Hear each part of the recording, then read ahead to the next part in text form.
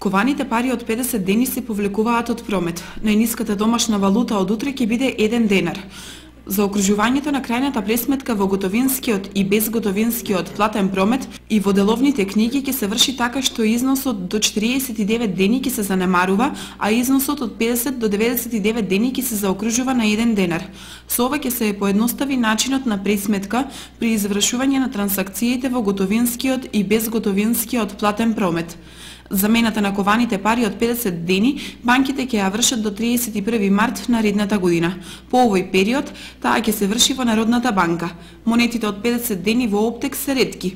Тие се помали од оние од 1 денар со слична боја и првото нивно издание од 1993 година го вклучувало и стилизираното 16 крако сонце и представа на галеб во лед. Од утре во оптек ќе бидат монети од 1, 2, 5, 10 и 50 денари и банкноти од 10, 50, 100, 500, 1000 и 5000 денари.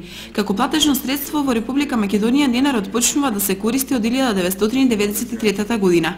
Предходно од 1991 година се користеа вредносни бонови.